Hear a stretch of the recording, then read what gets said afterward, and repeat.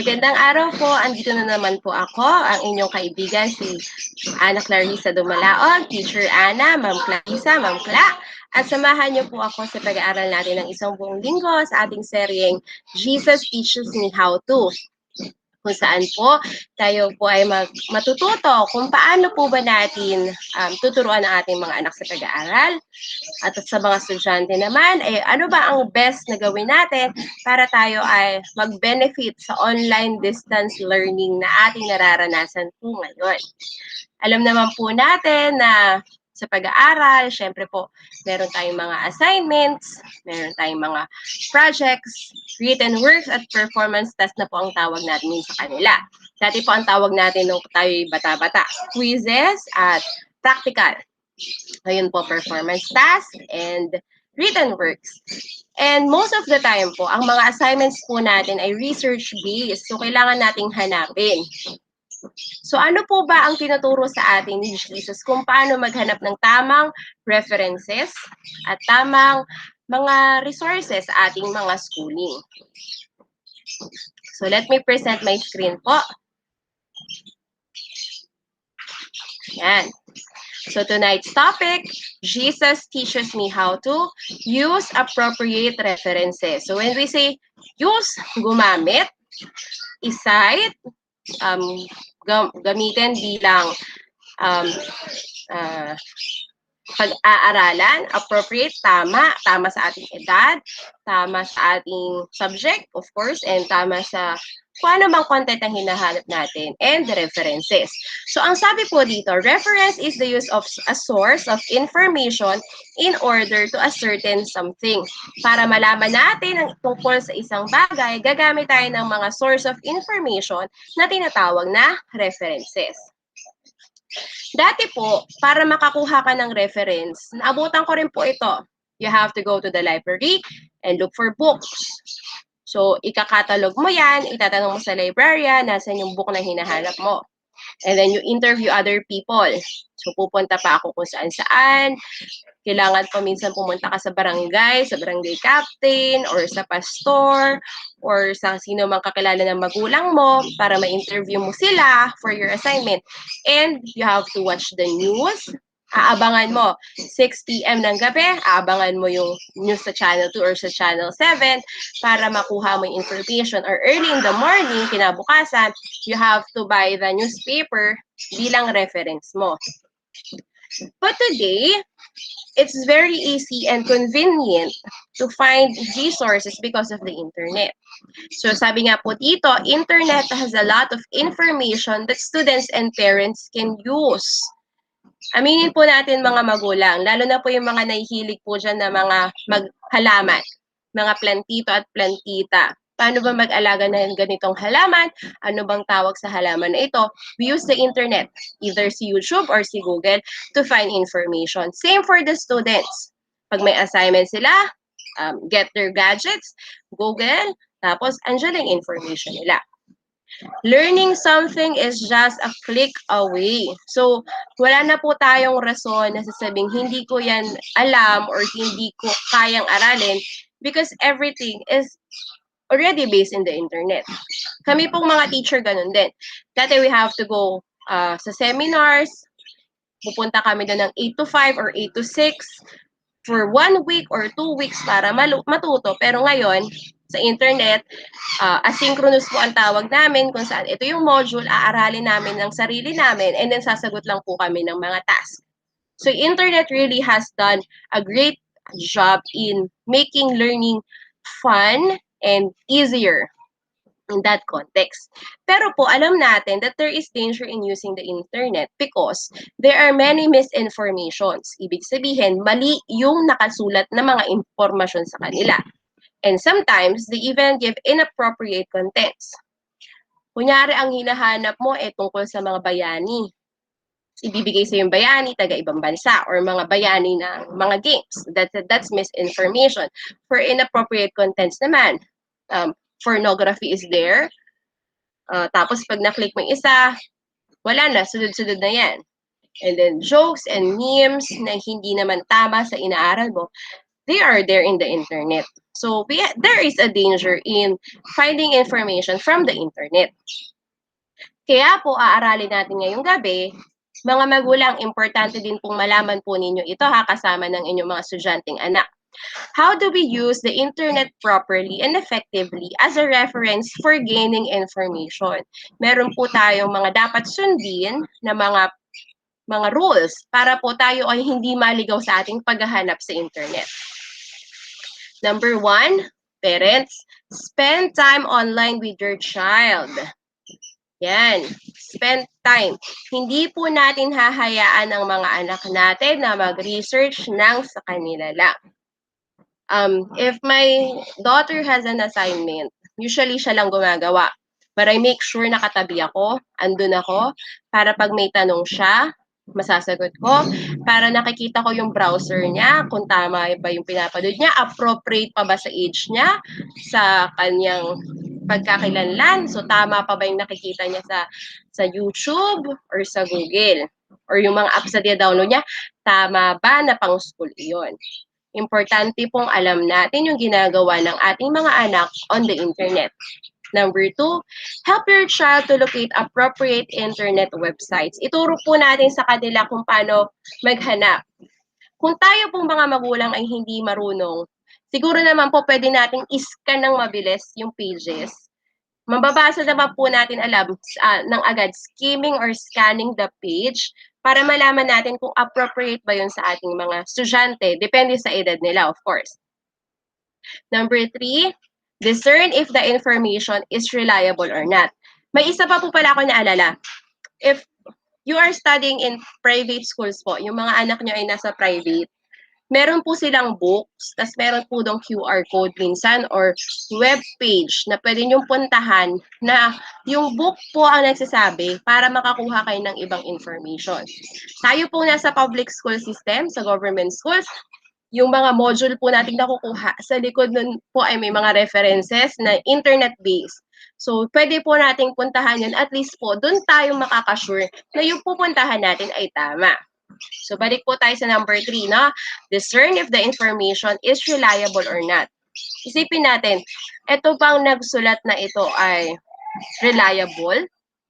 Makatotohanan ba? O anonymous siya, nagtatago siya, kaya yung information na binibigay niya ay hindi naman kaaya-aya or hindi naman tama. Especially po ngayon, di ba po, maraming misinformation po sa internet. If you just type COVID, kung ano-anong information ang nalalaman mo. Hindi po ako otoridad para magsabi nito.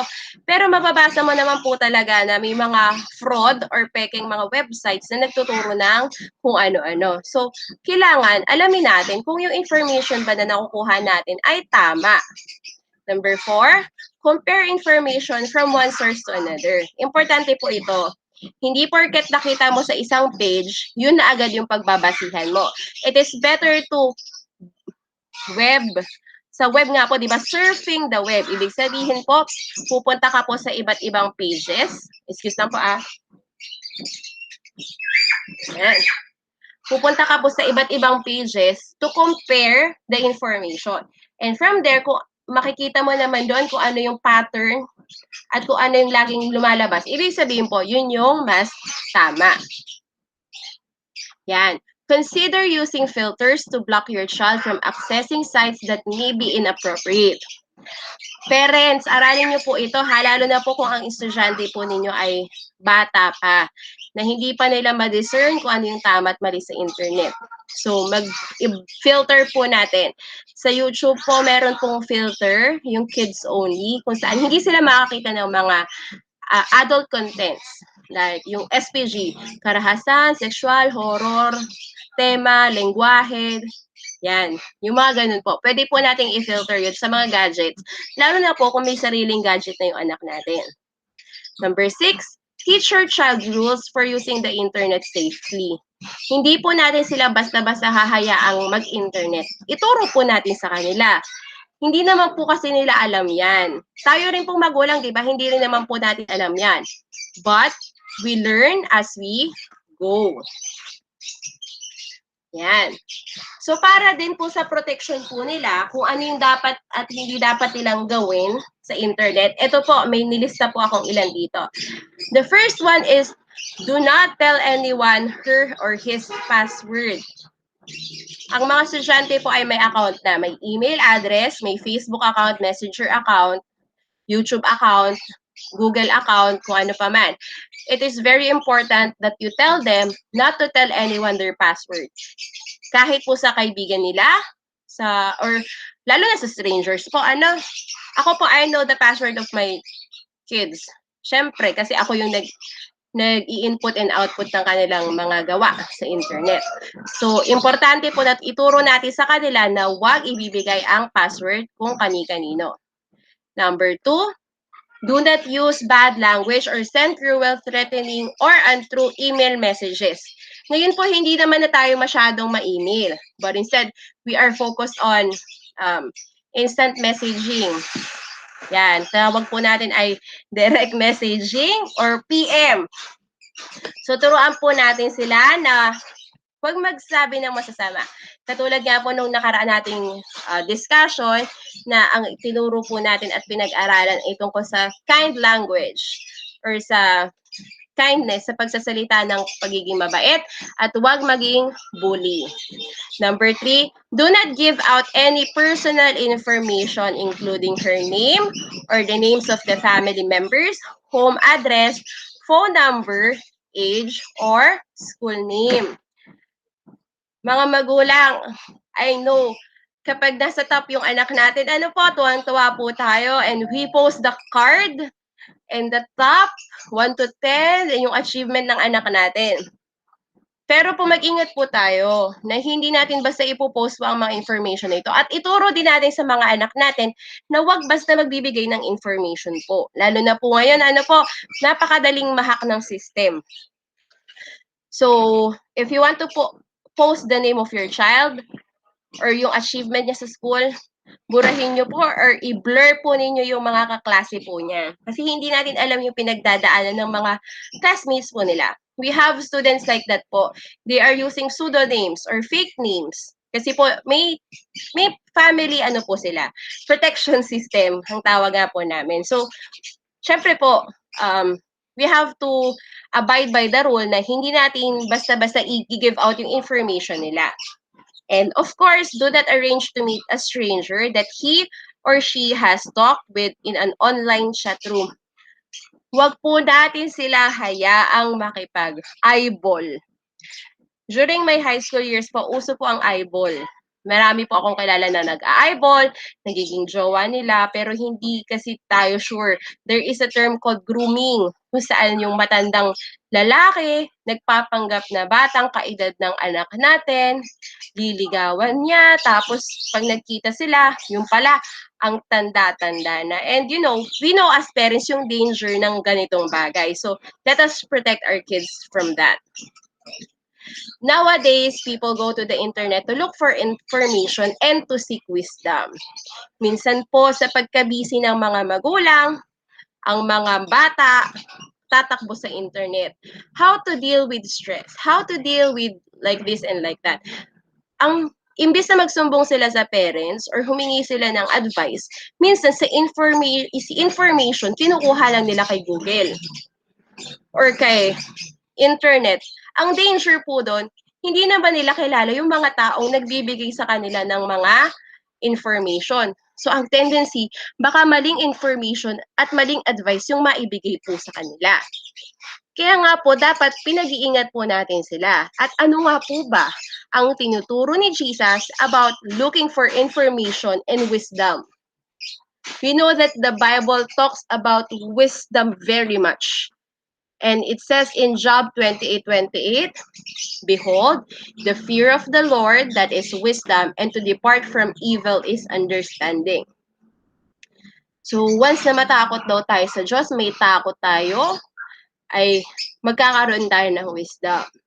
So katulad po ng inaral natin kagabi po, let us instill in our children the love of Christ at the very young age para mas makilala po nila ang Panginoon. And then they will gain wisdom. Ano pa nga po ang sinasabi ng Bible sa atin? Ano tungkol sa wisdom? Sabi po dito, wisdom is built on godly teachings.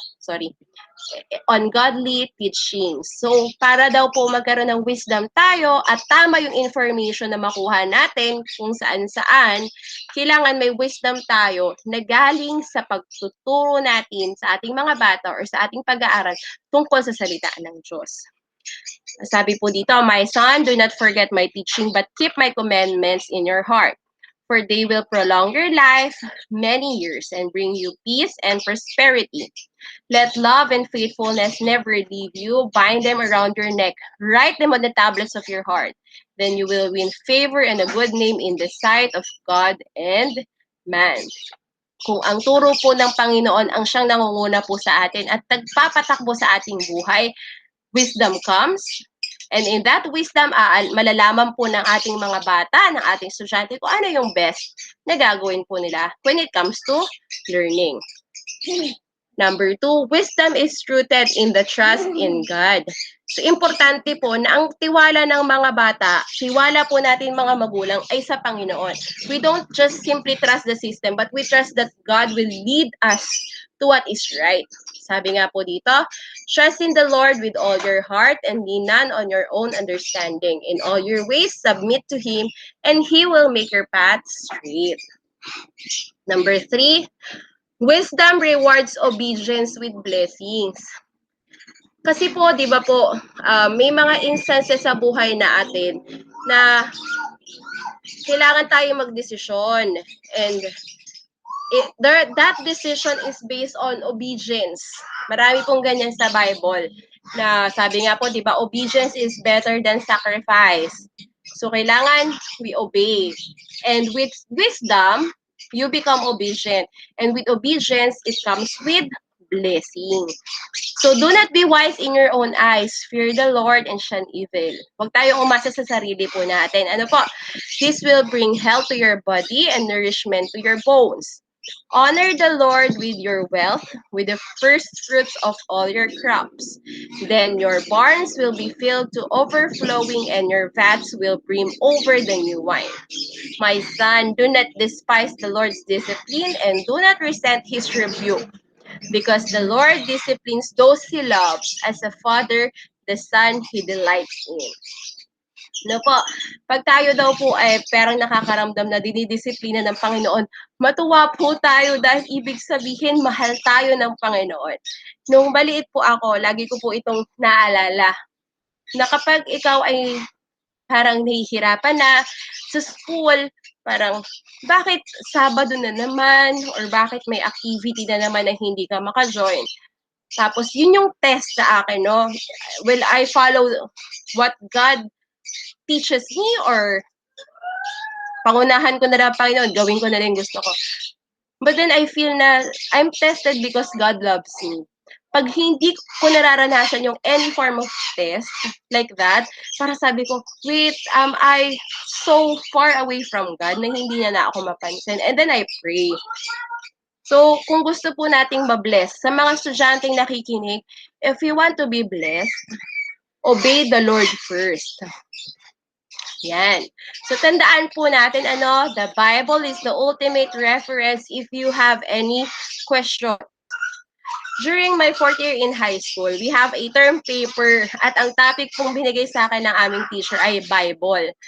So, ang tanong niya po sa akin, sa aming defense, why do you say that the Bible is the best teacher and reference of all? Eh, hindi naman niya nagtuturo ng math or science or mape. Patunayan mo sa akin na talagang sa Bible mahanap mo lahat ng sagot. And you know what? Ang sabi ko po, ma'am, it's not true. The Bible has it all. It teaches English and Filipino. Pag binasa mo ang Bible sa English, andyan ang grammar, andyan ang vocabulary, sa Tagalog or Filipino, ganun din. Matututo ka ng speech, matututo ka magbasa, matututo ka ng pagsulat. Math, Sabi ko, tinuruan po tayo ng days of the week sa math. Magbilang ng 7 araw at babalik sa una. That calendar is mathematics. Kung paanong magbilang, especially po dun sa paggawa po ng ark, saka ng temple, nung sanctuary, puro numbers po yan.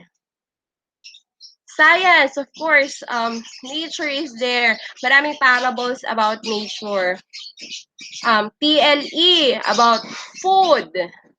MAPE, singing. Arts, about the efforts, yung damit ng mga priest. Kung paano mabuhay ng tama, kung paano lumakas ang katawan sa pamamagitan ng tamang pagkain at tamang pag-ehersisyo. And history, of course, the Bible is very historical itself. Ano po? And then I told my teacher, ma'am, so can you tell me now that the Bible is still not the ultimate reference? And then, of course, I passed the subject. She laughed with my answer because sabi niya, technically, that is correct naman. Yan. So, if we have any questions, hindi naman literal na sasagutin ng Bible na pag tinanong mo Bible, what is 2x plus y equals 7? What is x and what is y? But instead, it will point you to how you should deal with that situation. Marami po akong kilalang kaibigan na nagkukwento na when they have problems, they pray, and then they open their Bible, and then lo and behold, yung message ng passage or ng verse ay tamang-tama sa kanila. So let us use the Bible as our reference po sa ating buhay. For whatever we do, the Bible tells it all. So for tonight, let us pray this way. Dear Jesus, teach me how to know what is right from wrong. Give me wisdom as I go about my daily life. And this is our prayer in Jesus' name. Amen. Maraming salamat po.